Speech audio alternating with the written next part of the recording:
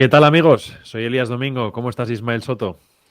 Pues nada, encantado. Un día más aquí contigo, con nuestro invitado y con nuestros oyentes. Bueno, yo no sé si habréis comido o cenado ya, pero yo os recomiendo que paréis aquí, le deis a pause y os vayáis a la nevera por algo, porque vamos a hablar hoy, Isma, de gastronomía, algo que nos encanta aquí, ¿eh? Y no hacemos mucho, la verdad, lo de este tema. Pues sí, es verdad, la verdad es que es un placer y nos va a despertar el apetito, yo creo. Sí, sí, sí. Siempre hay muchos temas alrededor de la gastronomía, siempre está de moda, siempre está en boga por un motivo u otro. Tenemos, bueno, muchos motivos para hablar de gastronomía y hoy lo vamos a hacer con nuestro invitado, que es Lluís Nel Estrada. Yo lo definiría, y creo que él también se define así, como cocinero en origen y, bueno, ahora mismo gastroconsultor y sobre todo experto en marketing gastronómico y agroalimentario. Lluís, ¿cómo estás?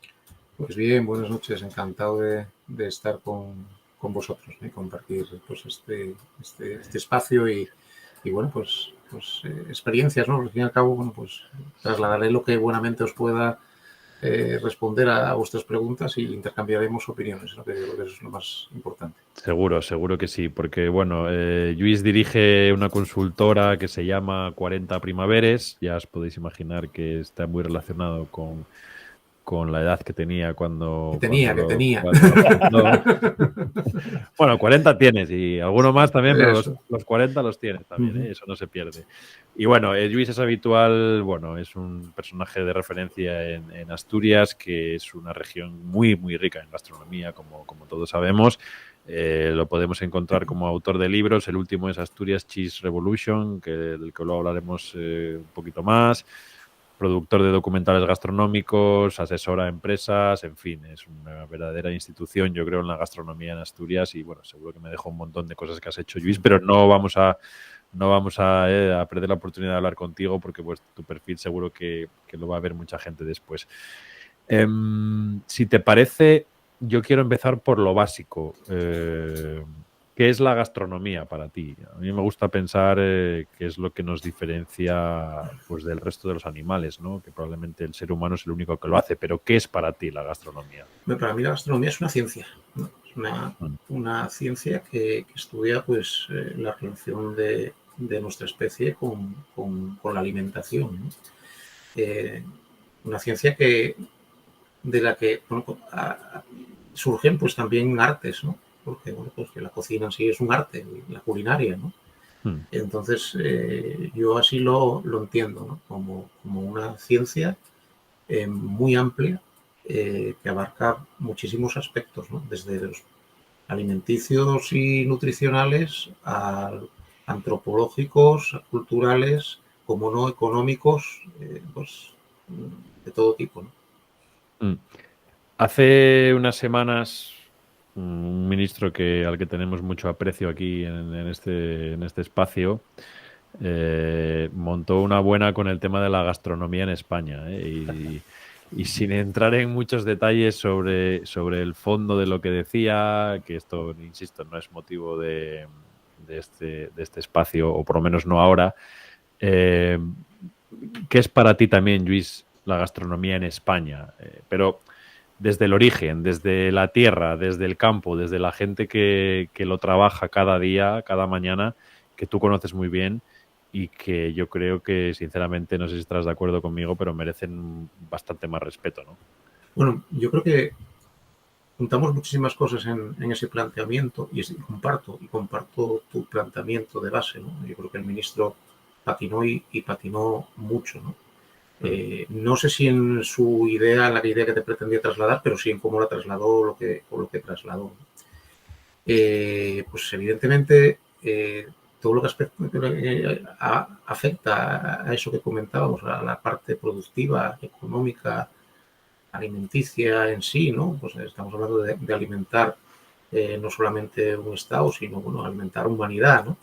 Es algo muy serio, ¿no? Y el sector en sí es un sector en crisis latente siempre, sobremanera el sector primario, ¿no? Luego ya si pasamos a hablar de qué pasa con todos esos escalafones intermediarios, donde se desiguala la cadena, bueno, pues evidentemente tendríamos mucho que afectar, mucho que abordar. Luego hablaremos de quesos y hablaremos de Asturias Cheese Revolution, ¿no? Pero una de las cosas que en la introducción dejó muy clara es que en Asturias todo el desarrollo del sector quesero artesanal de los últimos 40 años viene originado por crisis, ¿no? O sea, bueno, también en Asturias se nos da muy bien esto de las crisis, vivimos en una crisis latente, ¿no?, en esta autonomía, ¿no? Pero en el sector primario probablemente sea uno de los más castigados en ese sentido. Y con toda esta polémica que se suscitó, pues en base a las palabras del ministro, como te digo, pues probablemente no sé qué pretendía trasladar y a lo mejor su fondo era bueno, pero no la forma. Lo que está muy claro es que, bueno, hay cosas que se quedan en el tintero. Luego, por encima surge el debate facilón, ¿no? Porque bueno, pues las declaraciones de Garzón lo que hicieron fue desencadenar un debate muy facilón, muy simplón a través de redes sociales, etc. Tampoco se analizaba ni tan siquiera lo que había dicho el propio ministro ni de lo que pretendía decir, pero hay cosas que sí que se quedan en tierra de nadie, ¿no? Quien me conoce sabe que, por ejemplo, pues yo soy un defensor, pues eso, pues del sector primario, artesanal, pequeño, ecológico, sostenible, que está tan de moda la palabra, etcétera, etcétera, ¿no? De la ganadería extensiva, de nuestras razas autóctonas aquí, pues tanto desde la ternera asturiana como la asturiana de la montaña, o la casina del cerdo asturcelta o gocho asturcelta, del cordero salto, etcétera, etcétera, ¿no? Asturias somos unos privilegiados en ese sentido, porque es cierto que nuestra ganadería es extensiva al 100%, porque entre otras cosas aquí no existe porcino, ni existe granjas avícolas, ¿no? Pero la primera pregunta que yo me hago, independientemente de que defienda la alimentación sana, de calidad y sostenible, es ¿de qué nos alimentamos día a día los mortales? Todos los días nos alimentamos de chuletón, de ternera asturiana, jamón ibérico, de esa extremeña, o pitos de calella, que decimos aquí a esos pollos que se alimentan de maíz y que están... No, nuestra realidad, la de todos, no solamente la de las clases más bajas, sino también pues, la de las clases altas, es nuestro día a día, lo que está en nuestra nevera, en un 80%, o un 70%, un 60%, no sé, no sabría. El origen de esas materias primas deriva de intensivo, ¿no? Nuestros embutidos diarios, nuestros fiambres, en Asturias, como os comentaba, nuestros compangos, o sea, ¿no? Que se echan a la fabada, el 95% derivan de, no voy a decir grandes industrias, pequeñas y medianas industrias asturianas, pero intensivas. Esa materia prima viene de fuera de Asturias y viene de intensivo, ¿no? Entonces, sí, hombre, está claro que hay un balance ahí entre lo que es el que la gente en general pueda comer y no a X euros el kilo por encima de sus posibilidades, y lo que es también la sostenibilidad, ¿no? Y el impacto medioambiental. Yo creo que comparto contigo, Luis, que el fondo tal vez fuera bueno, pero sobre todo si no tienes competencias, porque no las tiene, y solo te dedicas a criticar y no a poner soluciones que puedan ser realistas, pues desde luego estás errando, ¿no? Y sobre todo si eres ministro, no puedes estar gobernando a golpe de tuit, ¿no? Porque encima él, ¿no? Parece que está haciéndolo a lo Trump, ¿no? Entonces, a mí me gustaría también entender, Luis, ¿cómo has visto que está cambiando la gastronomía en las últimas décadas? ¿Qué cosas has visto que van para bien? Que algunas pueden ser relacionadas con esto que acabamos de hablar. ¿Y qué cosas piensas que están, digamos, empeorando, si es que hay alguna? Hombre, claro que hay cosas que van a empeorar o están empeorando, y probablemente esas cosas pues no las vemos, evidentemente no se ven a golpe de tuit y no se ven a simple vista, ¿no? Vamos a empezar por lo bueno, ¿no? Porque también si nos metemos a hablar siempre de lo malo es lo más fácil, ¿no? El flagelarlos pues se nos da bastante bien, ¿no? En el tema de la alimentación, bueno, alimentación de la gastronomía, no sé por dónde abordar, ¿no? Pero bueno, desde un ámbito gastronómico puro y duro, yo creo que las tendencias nos llevan a pensar en todas estas cosas que están tan de moda, ¿no? Volvemos a ir a los términos sostenibilidad, saludable, ¿no? Tendencias que surgen pues, de una manera probablemente honesta y necesaria, y que luego la gran industria, es cierto también, la gran industria, cuando la hay que criticar, se la tiene que criticar abiertamente, capitaliza, ¿no? Capitaliza, desvirtúa y enseguida pues se quedan, diríamos, aquí manidas, ¿no? O sea, pierden la trascendencia, ¿no?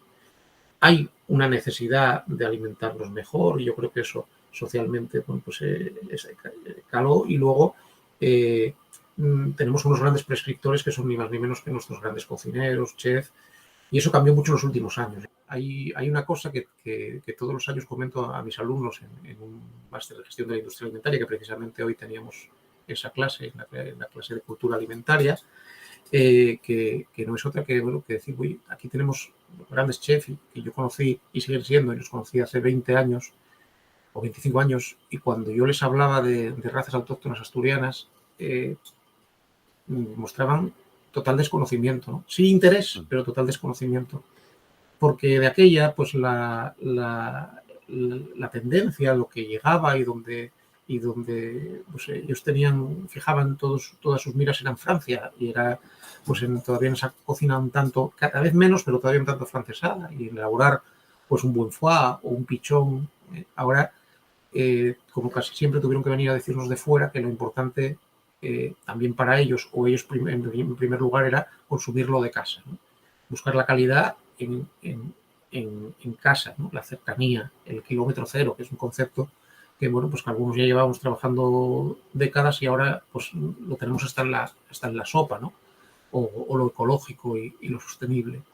Cuando las tendencias llegan con fuerza y estos grandes prescriptores se suben a ese carro, pues todo resulta mucho más fácil también para los propios productores, ¿no? Porque evidentemente sí es cierto que la influencia que tiene este sector de la alta gastronomía es brutal, ¿no? Y aquí en Asturias lo vemos, pues con un territorio tan pequeñín, pues también tenemos pues notables, bueno, no cada vez más estrellas Michelin, pero bueno, sí es cierto que hay una estabilidad y un número de estrellas solamente en la comarca en la que sí. Yo estoy son mogollón, ¿no? Muchas veces me gusta compararlo, ¿no? Pues con territorios de Extremadura o Cataluña, donde en su día, pues en muy pocos kilómetros había pues mucha estrella Michelin, ¿no? Pues aquí eso pasa, ¿no? Y eso repercute directamente, beneficia directamente al producto local y al productor local, ¿no? Eso es de lo mejor en cuanto a prescripción. En cuanto a la situación favorable, ¿no? A partir de ahí, bueno, una vez más las crisis generan oportunidades, ¿no? Y la crisis pospandémica o la crisis de la pandemia también yo creo que va a generar oportunidades, está generando oportunidades en el sector.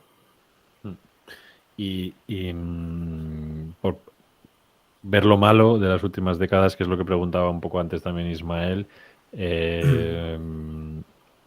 ¿por qué o en qué aspectos es peor la industria hoy que hace 2, 3, 4 décadas? Yo creo que los males son endémicos muchas veces y vienen a ser los mismos, ¿no? Son la crisis de los carburantes y lo que afecta a la materia prima, pues es el tema de por qué, bueno, pues que la leche, por ejemplo, en Asturias es una crisis latente, siempre en el sector quesero, siempre pues en todos los momentos de la historia del sector quesero aparece siempre el tema de la leche. No solamente el abaratamiento, sino pues que no la compran y que acabas haciendo queso y diversificando, inventando por ahí y tal, ¿no? Yo creo que son males endémicos, que eso sí existe. Y luego creo que existen amenazas. Y cuando digo amenazas, vamos a volver un poquitín a lo que estábamos comentando antes, que me resulta paradójico que un ministro como Garzón, con la ideología pues, que representa, pues a lo mejor no estén contemplando, ¿no? Yo creo que, bueno, el alimento, pues yo creo que vosotros que sabéis más de esto que yo, es el nuevo petróleo, uno de los nuevos petróleos. Hay que alimentar un mundo entero y ahí hay muchos intereses, o sea, es uno de los grandes intereses, alimentar.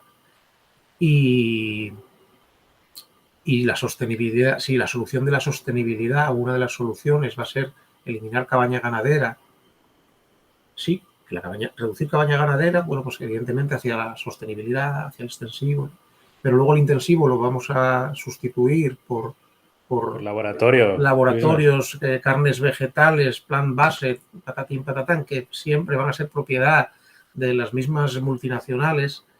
Me temo que hay un tema bastante peligroso y yo creo que ahí también hay que valorar y ponderar y no sé hasta qué punto lo estamos haciendo. Y chocan dos intereses, porque yo también como apasionado de la gastronomía también me interesa qué surge por ahí y también tengo ganas de probar, pues a ver esas carnes, si saben a carne o no saben a carne, pero yo creo que estamos hablando de una especulación con el mundo de la alimentación que bien aplicada, bien entendida, podría ser una solución incluso para el hambre en el mundo, ¿no? Una pérdida de soberanía alimentaria. Pero hay una pérdida de soberanía alimentaria evidente y somos víctimas de ella sin darnos cuenta. Cuando nos damos cuenta vamos a ser presos de esa claro, pero se van a ofrecer alimentos a coste marginal casi cero.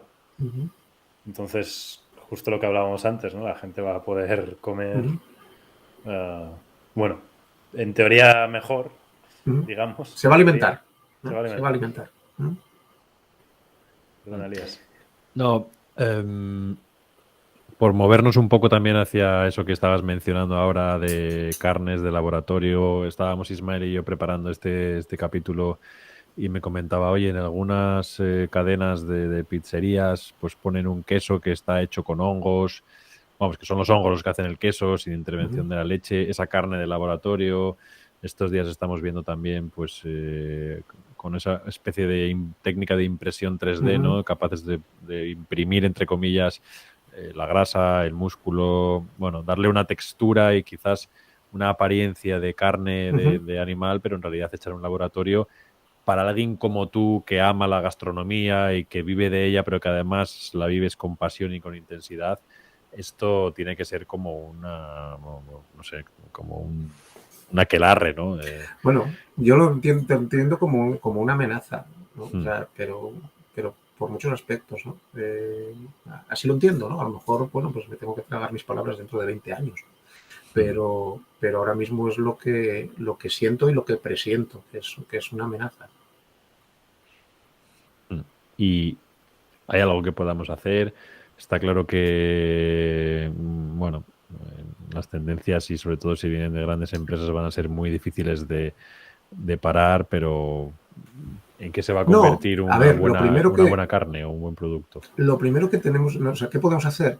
Estar informados y prevenidos. O sea, evidentemente en un sistema capitalista como el que tenemos, no nada podemos hacer, pero sí informar y asesorar. Y como bien comentaba Ismael, bueno, pues probablemente esta gran industria alimentaria, pues basada vamos a hablar carnes, vamos a hablar todo tipo de alimentos, ¿no? Todo tipo de alimentos de laboratorio, pues podrá proporcionar. O el queso, bueno, sí, como el queso. Podrá proporcionar alimento pues, a bajo coste, ¿no? Y eso sí, bueno, pues claro que siempre hay partes buenas, ¿no? Pero veamos dónde está la parte mala, qué pasa con nuestros sectores productivos, qué pasa con nuestra industria, qué pasa con el medio rural. O sea, es que siempre chocan si os dais cuenta, hay que repoblar la España vaciada, reactivar nuestro medio rural, apostar por la industria primaria. Vale, nos tienen aquí en esta sostenibilidad, cuando resulta que por otro lado lo que se está preparando es una revolución alimentaria que nos va a llevar a comer alimentos artificiales. Entonces, complicado, ¿no? Yo lo veo muy complicado. Se me escapa, vamos. Oye, Luis, si hablamos de queso de verdad, el que hacen esos pequeños productores, el que está tan pegado a la tierra, bueno, tu libro Asturias Cheese Revolution yo creo que es un alegato a favor de todo eso y nos ayuda, bueno, a amar, ¿no? Aún más, fíjate lo que te digo, el queso, que en mi caso es ya una cosa extrema. Cuéntanos ese libro, ¿por qué nace, cómo surge y cómo es esa revolución que será de Asturias? Asturias Cheese Revolution, ya os digo, bueno, llevaba unos años sin escribir y en torno al queso. Es el tercer libro que hacemos de queso. Previamente hicimos una obra pues, similar a esta, pero ya de a finales del siglo XX, ¿no? Hablar del siglo pasado, pero es así, ¿no? A principios del siglo XXI. Y luego hicimos un coleccionable para la Nueva España también, pues, que fue pues, la mayor obra de divulgación, en tanto cuando eran fichas que se repartían por el periódico, y yo siempre me vanaglorio de eso, digo, la mayor obra de divulgación de los quesos asturianos, ¿no? Porque al fin y al cabo muchas se quedarían en la papelera del dominical, pero otras se coleccionaron, ¿no? en su fichero. Asturias Cheese Revolution, bueno, es una obra que llevábamos con ella en mente cerca de 3 años, ¿no? Con una editorial nueva asturiana. Está haciendo mucho y bien en todos los campos, y en el gastronómico también, de la llama. Y bueno, pues tardamos en que viera la luz, pero bueno, la sacamos.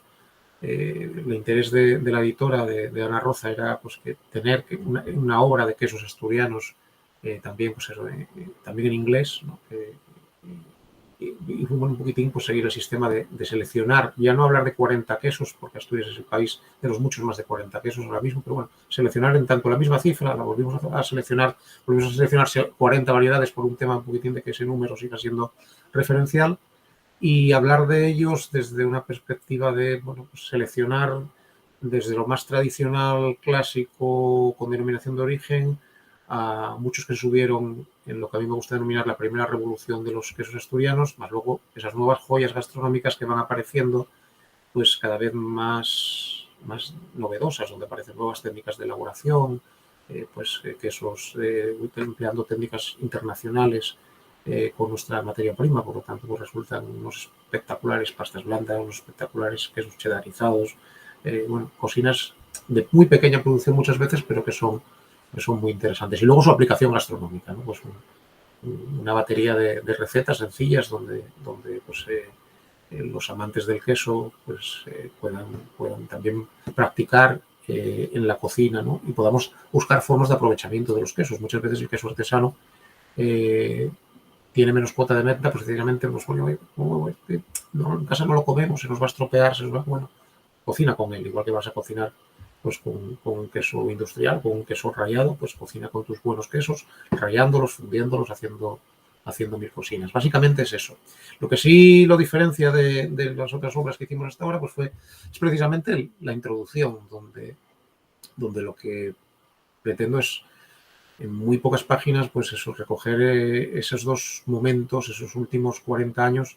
Yo creo que se pueden resumir en 2 revoluciones de los quesos asturianos, ¿no? Una que surge en los años 80, con la creación de la primera denominación de origen, la del Cabrales, y luego a partir de ahí la normativa higiénico-sanitaria, las primeras queserías artesanales, pues, las primeras exportaciones de quesos, la llegada de los quesos ni más ni menos que a nuestra propia hostelería, porque en una carta de un restaurante, una sidrería al uso, pues te podéis encontrar una referencia de quesos asturianos. Te ibas a encontrar Cabrales, o a lo mejor un queso de la Peral, porque es azul, y luego ya un manchego sería lo más común. Era muy difícil encontrar otros quesos, incluso el mismo gamoneu era muy difícil encontrar en la hostelería en los años 80 y principios de los 90, ¿no? Qué delicia. Ahora hablamos de segunda revolución. A partir de la de los 80 nació con una crisis, la crisis de la leche en aquel tiempo era una crisis económica global, pero que afectó mucho al sector. Y a partir de 2008 surge lo que yo me gusta hablar de segunda revolución, porque confluyen pues, época de reinvención, una vez más, por la crisis, relevos generacionales. Quien diga que no existe el relevo generacional en el medio rural en Asturias por lo menos miente, porque si hay un relevo generacional, aparecen nuevos productores, nuevas formas de entender la producción y la comercialización. Y en ello estamos.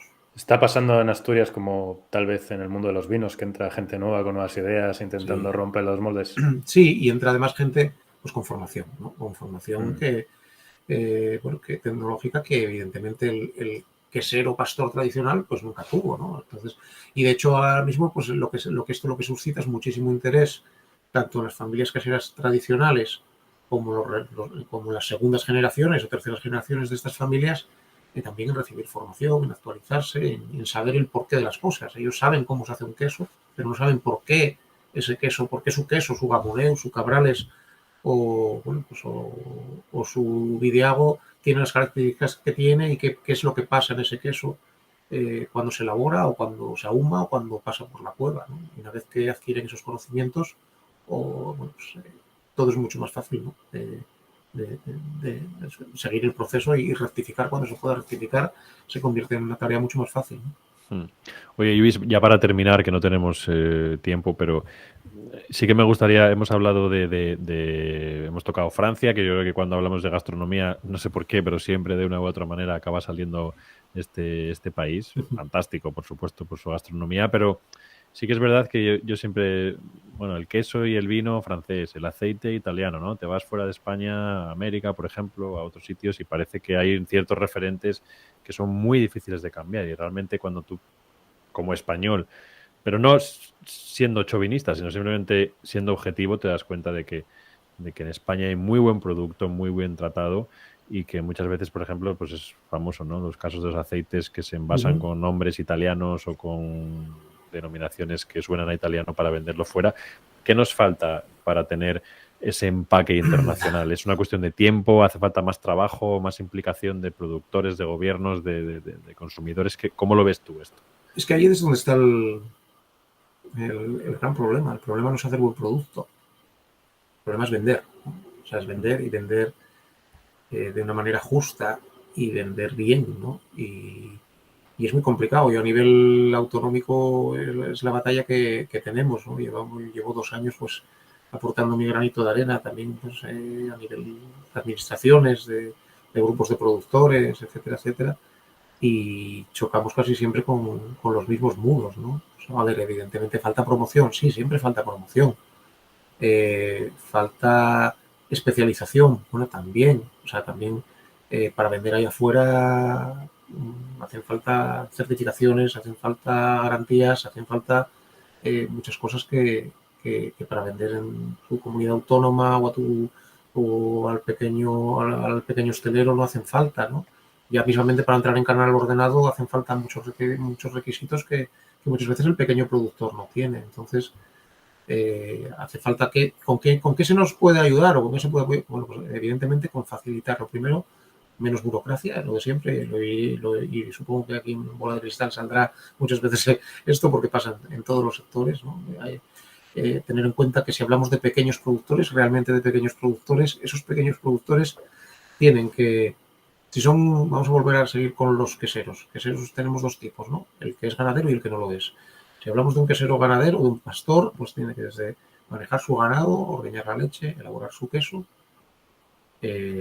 trazabilidad, documentación, normativa higiénico-sanitaria, el trimestre, más luego vender, más el marketing. Si encima ahora hacen falta redes sociales, sí, o sea, es imposible e inviable, ¿no? Internet, ¿no? Es que se vende internet, ya, pero ¿cuándo atiende una tienda virtual ese pobre hombre, o esa pobre mujer, o esa pareja, ¿no? Claro que colectivizar, claro que se puede colectivizar muchos servicios. Es necesario, sobremanera, cuando se trabaja empleando la identidad como una marca, como puede ser el caso de Asturias, ¿no?